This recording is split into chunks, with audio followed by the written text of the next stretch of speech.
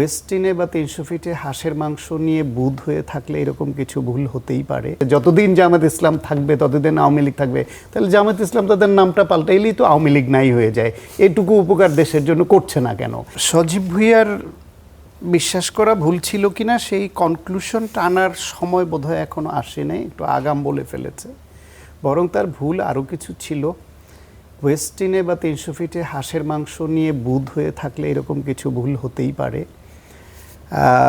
নিজের এলাকায় শুধুমাত্র ওইখানেই সব বরাদ্দ কনসেন্ট্রেট করতে হবে, স্থানীয় সরকারে কোথায় প্রশাসক বসাবে, কি করবে, দ্বন্দ্বে জড়াবে, সেই সব নিয়ে থাকা।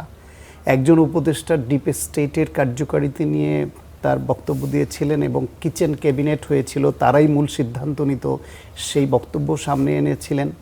৩ জন প্রভাবশালী ছাত্র নেতা যারা বৈষম্য বিরোধী ছাত্র আন্দোলন থেকে শুরু করে গণঅভ্যুত্থান নেতৃত্ব দিয়েছে, তারা সরকারের উপদেষ্টা ছিল। তারপরও ওই সময় আমরা এটা নিয়ে একটা শব্দ শুনিনি, তাদের প্রতিবাদ শুনিনি। এখন ঘরেই হবে বিয়ে বাড়ির পোলাও, যদি থাকে আকিজ এসেনশিয়াল সুগন্ধি চিনি গুঁড়া চাল। তারা ৩ জন একযোগে প্রতিবাদ করলে ডক্টর মোহাম্মদ ইউনূস, আসিফ নজরুল স্যার সহ অনেকেই তাদের সঙ্গে একমত হয়ে চলার সরকার ছিল এটা। সেখানে তাদের ইচ্ছার বিরুদ্ধে ডিপ স্টেটের প্রভাব বা কিচেন ক্যাবিনেটে তাদের ছাড়া সিদ্ধান্ত নেওয়া কিংবা এই সংস্কার প্রশ্নে অন্য দ্বিমত করা, এগুলো হওয়া সম্ভব ছিল না। সুতরাং এখন তাদের নিজেদের নানান রকমের ব্যর্থতা আছে, নানান প্রশ্ন সামনে আসছে, সেগুলো ঢাকার জন্য এগুলো বলছেন। তবে বিশ্বাস তো কাউকে না কাউকে করতে হবে। একটা দেশে শেষ পর্যন্ত দেশের খারাপের জন্য যেরকম গালমন্দ আমরা রাজনীতিবিদদের করি, রাজনৈতিক দলকে করি, দেশের ভালো যেটুকু হয় ফাইনালি রাজনৈতিক দল বা রাজনীতিবিদরাই করেন এবং তাদেরই করতে হয়। সেই বিশ্বাসটাও রাখতে হয়, তা না হলে একটা দেশের রাজনীতি টিকে না। আর রাজনীতি না টিকলে সেই দেশের গণতন্ত্র টিকে না। তো গণতন্ত্র রাজনীতি এটা চালাতে হলে রাজনীতিবিদদের উপরই আস্থা রাখতে হবে, তাদের ভুল ত্রুটি ধরিয়ে দিতে হবে, এটা হচ্ছে বাস্তবতা। বরং এই মঞ্জুভাইদের ওই অনুষ্ঠানে আর একটা গুরুত্বপূর্ণ ইন্টারেস্টিং বক্তব্য দিয়েছেন ফরহাদ মনসার, কবি, চিন্তক, লেখক। তিনি বলেছেন যতদিন তিনি একরকম আওয়ামী লীগকে অমরত্ব দিয়েছেন, অমরত্ব দিয়েছেন এইভাবে, বলছে জামায়াত ইসলামী যতদিন বাংলাদেশে থাকবে ততদিন আওয়ামী লীগ থাকবে। আমার মনে হয় জামায়াত ইসলামও তাদের এই নাম পরিবর্তন করবে, এটা আমার বিশ্বাস হয় না।